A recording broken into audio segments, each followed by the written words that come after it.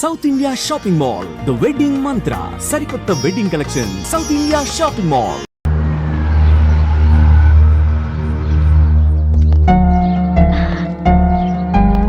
రా మంజుల, నేను నీకు ఫోన్ చేసి వద్దాం అనుకున్నాను. మా ఆయన ఆఫీస్ పని మీద ఊరెళ్ళారు. ఆఫీస్ పని మీద? అవును. ఏ? సారీ మాధవి, నీకో విషయం చెప్పాలి. ఏమిటది? మీ ఆయనకి మా వారితో ఎలాంటి పార్ట్నర్షిప్ లేదు. ఇన్ఫాక్ట్ మా కంపెనీలో క్లర్క్ గా పనిచేస్తూ పార్ట్నర్ అని అబద్ధం చెప్పాడు. ఈ విషయం తెలిసి ఈ రోజు ఆయన ఉద్యోగం నుంచి తీసేశారు. నువ్వేం బాధపడకు, మా ఆయనకి నచ్చజెప్పి మళ్ళీ ఉద్యోగం ఇచ్చేలా చేస్తాను. బట్ మీ ఆయన్ని కంట్రోల్లో పెట్టుకో. బాయ్.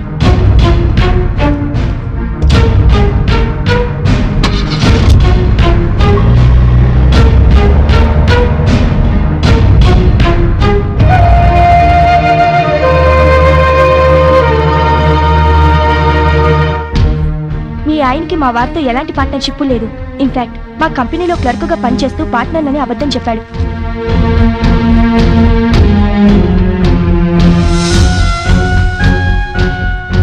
ఈరోజు ఆయన ఉద్యోగం నుంచి తీసేశారు.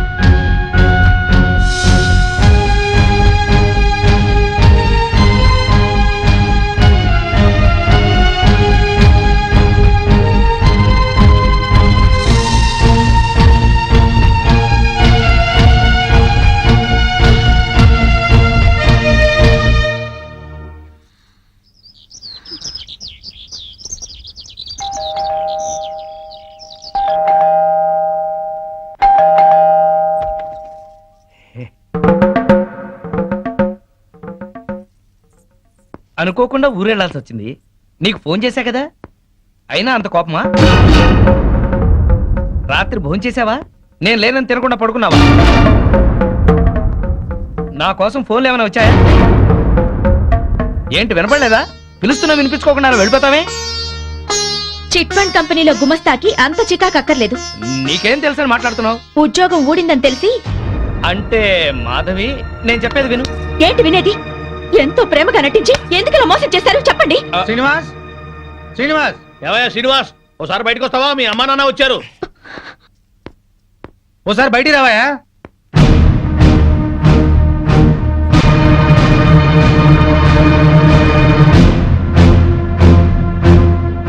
నీకు పెళ్లి కాలేదని ఎవరో పిల్లని ఇవ్వడానికి వచ్చారయ్యా. ఏమిటి, ఇతనికి పెళ్ళయిందా? మాకు తెలిసి ఒకే పెళ్ళయింది, ఆవిడే ఒక్క పెళ్ళాం. ఏమిటి మీ అమ్మా నాన్న కూడా తెలియకుండా చేసుకున్నావా ఈ అమ్మాయిని?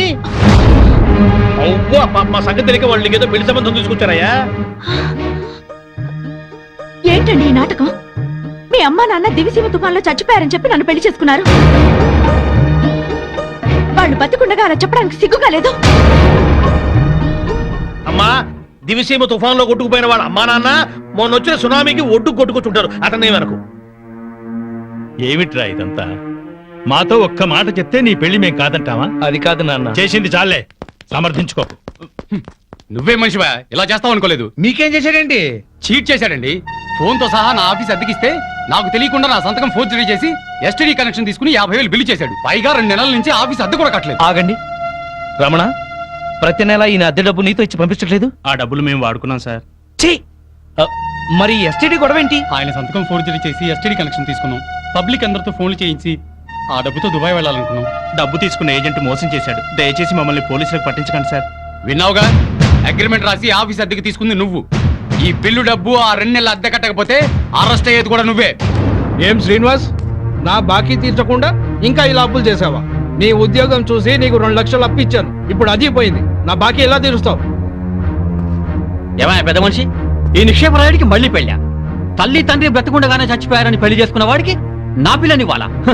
నువ్వో తండ్రివి, అతను కొడుకు. చచ్చా, పదండి. ఇదిగో శ్రీనివాస్, ఇప్పుడు నా బాకీ తీర్చకపోతే లారీ తీసుకొచ్చి సామానంతా తీసుకెళ్తా. పోలీస్ కమిషనర్ కు ఫోన్ చేసి అరెస్ట్ అయిపిస్తా. సేట్ సామానంతా తీసుకెళ్తే మరి నా సంగతి ఏంటి? ఎవరో ఒకరి కొంప ముంచి తీరుస్తాడేవయ్యా. పార్వతీ పరమేశ్వరు లాంటి అమ్మా నాన్నని అంత మాట అన్నాడంటే నమ్మలేకపోతున్నాం. ఇలాంటి కొడుకుని ఎక్కడా చూడలేదు. తల్లి తండ్రి చచ్చిపోయారని అబద్ధం ఆడి పెళ్లి చేసుకోవడం కంటే నాలాగా పెళ్లి పెటాకులు లేకుండా ఉండడమే నయం. సైలెన్స్! ఎవరు మాట్లాడకండి. 35 సంవత్సరాలు టీచర్ గా పనిచేసి రిటైర్ అయ్యాను. నా 65 ఏళ్ల జీవితంలో ఒక్క మాట పడకుండా బతికాను. జీవితంలో అడుగు పెడుతూనే ఇంత మచ్చ తెచ్చుకున్నావేరా? రిటైర్ అయి హాయిగా హరిద్వారంలో ఉంటున్న వాళ్ళం. నీ పెళ్లి బాధ్యత ఒకటి ఉందని వచ్చావురా. నీ నిర్వాహకానికి సిగ్గుపడేటట్టు చేశావు కదరా. 3 నెలల్లో ఈ బాకీలన్నీ తీర్చు. నీకు చేత కాకపోతే చేతులెత్తి దండం పెట్టు. నిన్ను కన్న పాపానికి అనాపైసలతో సహా ఆ అప్పులన్నీ నేను తీరుస్తాను. అయ్యా, నా మాట మీద ఏమాత్రం నమ్మకం గౌరవం ఉన్నా దయచేసి వెళ్ళండి. శ్రీనివాస్, ఈయన ముఖం చూసి మాట నచ్చి వెళ్తున్నాం. పైసలు జల్దీ అరేంజ్ అయ్యి.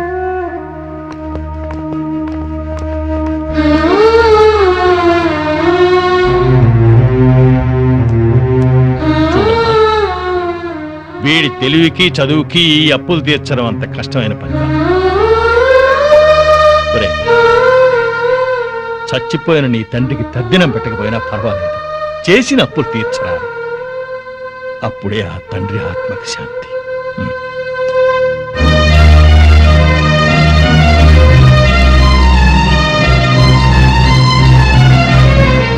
అమ్మా,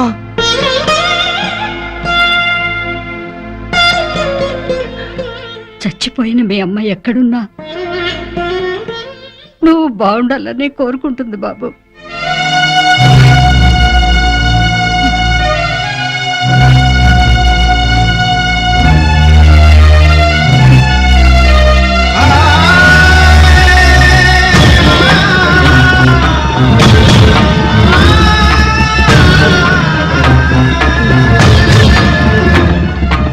ఇవాళ నీ పుట్టినరోజా? కాదు, నా కళ్ళు చల్లబడ్డ రోజు. ఎలా? ఎలాగంటే ఆ పెళ్ళాం పిచ్చోడు ఊరంతా అప్పులు చేసి చెప్ప చెంది తెచ్చాడుగా. అవునవును. ఇప్పుడు దాకా వాడేదో పెద్ద ఆదర్శ భర్తని, మనం వాళ్ళగా ఉండట్లేదని మన పెళ్ళాలు మనల్ని ఆడిపోసుకున్నారు. ఇక నుంచి వాడు తిడతారు. ఇదిగో కుక్కతోక, రావయ్యా, నువ్వు నేర్చుకుంటూ రండి. తీసుకోండి. Coming coming. తీసుకోండి. ఎందుకు స్వీట్? ఆ పెళ్ళాం పిచ్చాడు వీధిని పట్టాడుగా, అందుకు. ఆయన జాబ్ పై బాధపడుతుంటే మీరు పండగ చేసుకుంటారా? సిగ్గులేదు? ఛీ! ఏం కూర్చోవరా కుక్కతోక? మా బాస్ రా అంటారా? 10 ఏళ్లుగా కుక్క తోక మీద పరిశోధన చేస్తున్న మహా మేధావైన ఆయన ఒక ఏడుసను, నువ్వు ఒక ఆయనిస్తూను. అసలు ఏంట్రా నీ పరిశోధన? 10 ఏళ్లుగా కుక్కతోక వంకర తెస్తానని 10 లక్షలు ఖర్చు పెట్టావు. మీ నాన్న అక్కడ మొత్తుకుంటున్నాడు. ఏంట్రా నీ రీసెర్చ్? కుక్క తోకని ఎలాగైనా వంకర తీయచ్చు గాని మీ వంకర బుద్ధిని మార్చడం మాత్రం ఎవరి వల్ల కాదు. మీ తాగుడికి పేకాటికి ఆరోగ్యాలు పాడవుతున్నా, మీ భార్య బిడ్డలు బాధపడుతున్నా మీరు మాత్రం మారరు. మీ బుద్ధుంది చూశారు? కుక్క తోక కన్నా తక్కువ. ఇప్పటికి ఇదే నా రీసెర్చ్. పోరా కుక్కతోక, నువ్వు చెప్పిందండి బాకు. తిరుబావాలంటూ చేర్స్.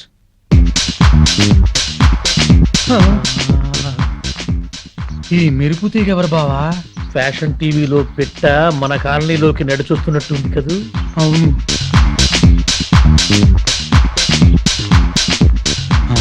పెళ్ళాం పిచ్చుడు ఇంట్లోకి వెళ్తుంది. అట్లాంటి పిట్టని ఇంటికి రప్పించుకున్నాడంటే ఆడేటవుతాడు పిచ్చోడు, మనము పిచ్చోడు.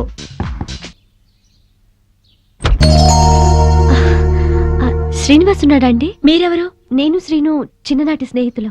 లేరు, బయటికెళ్లారు. ఎప్పుడొస్తాడు తెలీదు. మొన్న కనిపించి ఈ అడ్రస్ ఇచ్చారు, చూసి వెళ్దామని వచ్చాను. సర్లేండి, మళ్ళీ వస్తాను. మంచిది.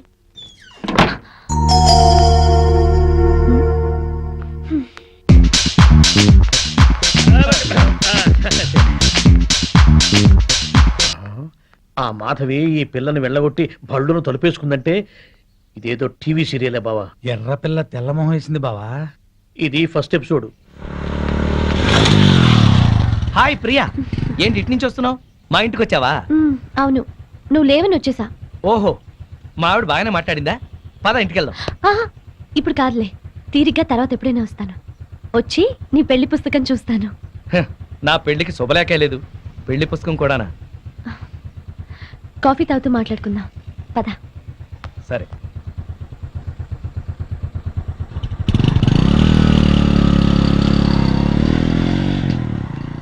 అమ్మో, ఎవరా పిల్ల?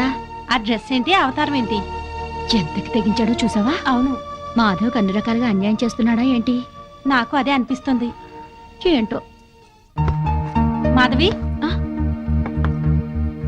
ఏంటి? నీతో ఎలా చెప్పాలా అని. ఏమైంది? చూడకపోయినా బాగుండేదమ్మా. దాస్తే నీ కాపురం కూల్చిన వాళ్ళం అవుతాం. నా మేలు కోరిన వాళ్ళే అయితే ఏం దాచకుండా చెప్పండి. ఇప్పుడే మన బీచ్ చివర్లోనే ఎవరితో టిప్ టాప్ గా ఉంది దాన్ని బైక్ మీద ఎక్కించుకుని వెళ్ళిపోయాడు మీ ఆయన. శుభ్రంగా ఇంట్లోకి వస్తున్నాడే దాన్ని చూడగానే ఆగి అట్నుంచి అట్టే తీసుకెళ్లిపోయాడు. నిన్నెంతో ప్రేమగా చూసుకుంటున్నాడు అనుకున్నావు. నిన్ను ప్రేమించి పెళ్లి చేసుకున్నాడు కదూ. అది కూడా పెద్ద నాటకం అనిపిస్తోంది. అసలు ఎలా జరిగిందమ్మా మీ పెళ్లి?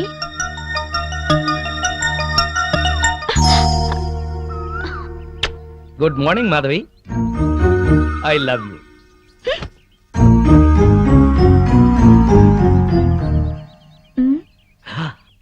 అలా కోపంగా చూడకు, ప్లెజెంట్ గా చూడు. ఆకుపచ్చ చీర కట్టుకుని నువ్వు భరతనాట్యం చేస్తున్నట్టుంది ఈ పార్కు. నా కళ్ళతో చూడు. ఏ మిస్టర్, 2 సంవత్సరాల నుంచి చూస్తున్నాను. రోజు ఫ్లవర్ బొకే ఇస్తున్నావు, రోజు ఐ లవ్ యూ చెప్తున్నావు. ఏంటిది? హలో, మొట్టమొదటిసారి ఐ లవ్ యూ చెప్పింది నీకు ఇన్ఫర్మేషన్ కోసం. ఆ తర్వాత ప్రతిరోజు ఐ లవ్ యూ చెప్తోంది నీ కన్ఫర్మేషన్ కోసం. Please please please. మీరెంతో ఎడ్యుకేటెడ్ అయ్యుండి ఇలా వెంటపడి వేధించడం ఏమైనా బాగుందా? వెంటపడి వేధించటం ఏమన్నా బాగుందా? వా, మీ వాయిస్ లో మ్యూజిక్ ఉంది. ఇంకొకసారి చెప్పావంటే అదే నా సెల్ ఫోన్ లో రింగ్ టోన్ గా చేసుకుంటాను. ప్లీజ్. నీ కళ్ళల్లో నా రొమాంటిక్ గెలాక్సీలున్నాయి. నీ ఎర్రని పెదాల్లో టూటీ ఫ్రూటీ తోటలున్నాయి. నీ గడ్డం చిన్నప్పుడు నేను బుగ్గన పెట్టుకున్న బెల్లం ముక్కలా ఉంది. ఇక చాలు మీ వర్ణన. నేను చెప్పేది అర్థం చేసుకోండి. ఇంకెప్పుడు నాకు ఐ లవ్ యూ చెప్పొద్దు, నా వెంట పడద్దు. వద్దు అనగానే ఆగిపోయేటట్టయితే అది ప్రేమ ఎలా అవుతుంది? మిస్టర్, మీకు ముందే చెప్పాను, కింద శుక్రవారం నాకు పెళ్లి చూపులు జరిగాయి. మీరు అనవసరంగా నన్ను ఇబ్బంది పెట్టొద్దు. ఎల్లుండే తాంబూలాలు పుచ్చుకోవడానికి వస్తున్నారు. తాంబూలాలా? నీకా? ఎల్లుండా? తాంబూలాలు పుచ్చుకున్న పెళ్లిళ్ళు ఎన్ని ఆగిపోలేదు.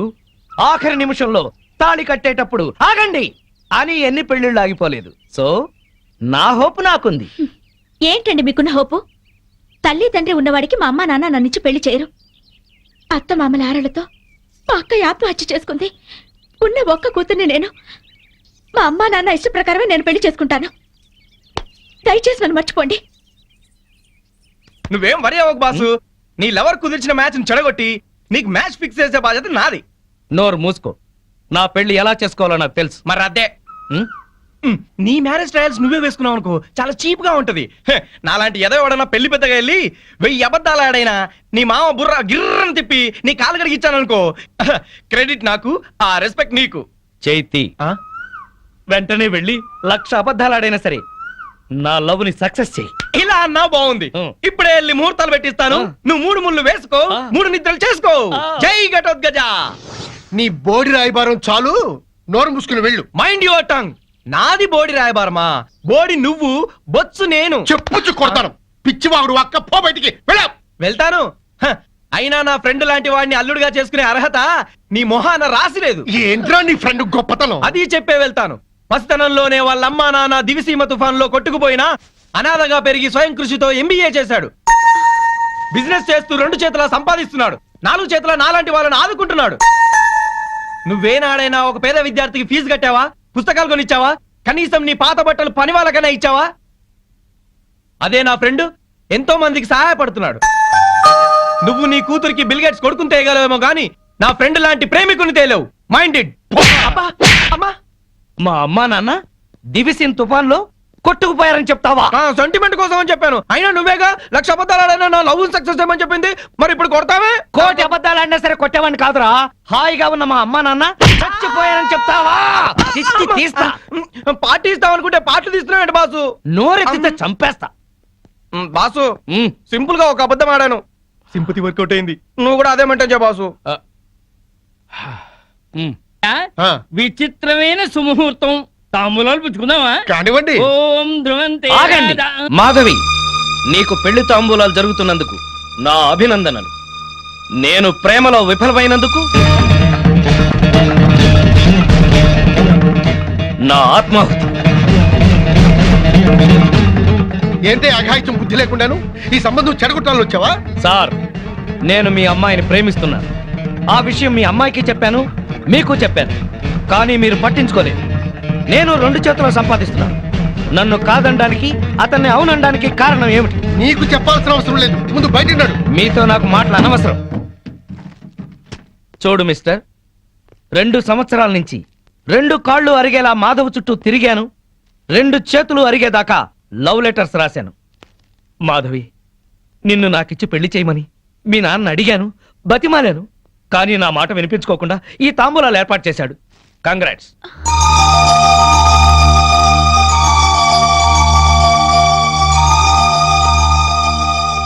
ఇంకా మీరు మాధవ్ని పెళ్లి చేసుకోవాలనుకుంటే తప్పకుండా చేసుకోండి, అగ్ని సాక్షిగా చేసుకోండి. ఇప్పుడు నేను ఆహుతి అవుతాను కదా, నా చితి చుట్టూ తిరుగుతూ చేసుకోండి. సార్, ప్రపంచంలో మహాప్రేమికులు ఉన్నారని విన్నాను, నవలల్లో చదివాను, సినిమాల్లో చూశాను, ఈ రోజు స్వయంగా చూస్తున్నాను. ఏమండి, మీరు ఏంటి పెళ్లి చేసుకోండి, మీరే నా కాళ్ళు కడిగి కన్యాదానం చేయండి. పిన్ని, బాబాయ్, పదండి. ఇంకా పెట్రోల్ బట్టలు ఎందుకు? వెళ్ళి మార్చుకుంటారా, తాంబూలాలు పుచ్చుకుంది కానీ. ఇప్పుడే వస్తాను. ఇవిగోండి మా అత్తమామలకు బట్టలు, మాధవికి చీర, తాంబూలాలు ఇప్పించండి. ఒక్క క్షణం పొందులు గారు, అతనికి పెళ్లి కదా, పెద్ద మనుషులు వచ్చారు. పిలవండి. రండి సార్. ఎస్ఐ గారు, అతనే ఆఘాయిత్యం పెళ్లి కొడుకు, అరెస్ట్ చేయండి. నువ్వు నోరు తీసుకుని లోపలికి వెళ్ళు. అల్లుడిని చేసుకుంటాను పిలిచి అరెస్ట్ చేస్తాను. నోర్మై, నలుగురిలో నా పరువు తీసి నిశ్చితార్థం ఆపాం. ఎస్ఐ గారు, వాడిని ఈడ్చగలండి. ఆగండి.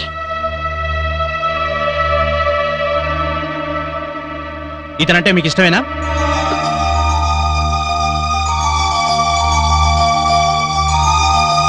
ఇష్టమే. ఇట్రామా. చూడండి, తప్పుడు సమాచారం ఇచ్చి 2 ప్రేమికులను విడదీయాలని చూస్తున్నారా? ఇందుకోసం పోలీసులను ఉపయోగించి మా టైం వేస్ట్ చేయకండి.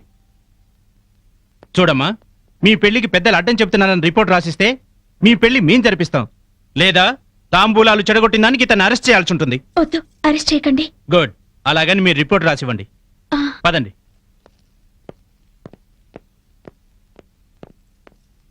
అమ్మా మాధవి, వెళ్ళండి. మన పరువు ప్రతిష్టల కంటే వాడే దానికి ఎక్కువయ్యాడే. వెళ్ళండి, వెళ్ళు. వాడుతూనే వెళ్ళు. మళ్ళా ఈ గడపలో కాలు పెట్టడానికి వీల్లేదు. పో.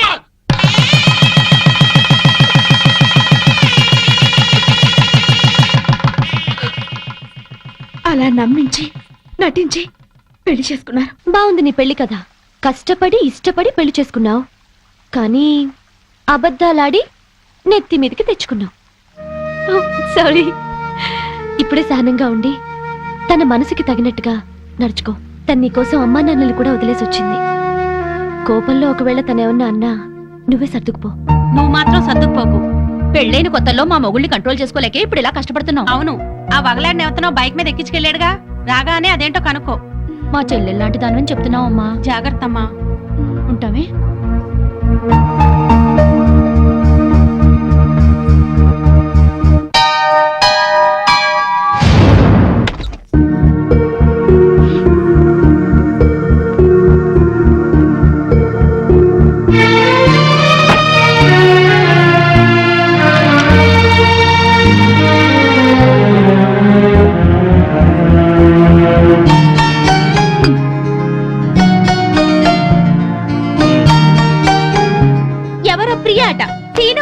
వచ్చింది.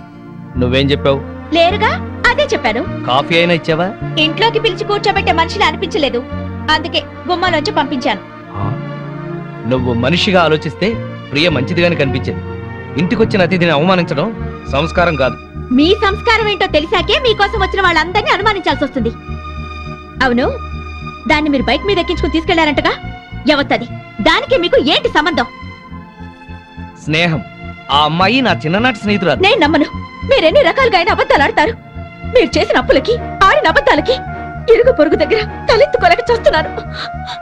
మొగుడు అప్పుల మనిషి అయినా పర్వాలేదు, తప్పుడు మనిషి అయితే ఏ పెళ్ళం తట్టుకోలేదు. ఇంకెప్పుడు దాంతో తిరగండి. నీకేమన్నా పిచ్చా? అర్థం లేని అనుమానాలతో బ్యాడ్ గా ఊహించేసుకుని మాట్లాడుతున్నావు. నేను చెప్పేది నిజం. ఏంటండి నిజం? అది రోడ్డు మీద కనిపిస్తే బైక్ మీద ఎక్కించుకుని ఎక్కడికో తీసుకెళ్ళడం దేనికి? ఇంటికే తీసుకురావచ్చుగా. అసలు ఈ అప్పులన్నీ చేసింది ఇంటి కోసమా, దానికోసమా? నోర్మోయ్. నన్ను నోరు మీమంటాం కాదు. ఆ సేటు మళ్ళీ ఫోన్ చేసి నానా మాటలు మాట్లాడుతున్నాడు. ముందు వాడి నోరు మూయించండి.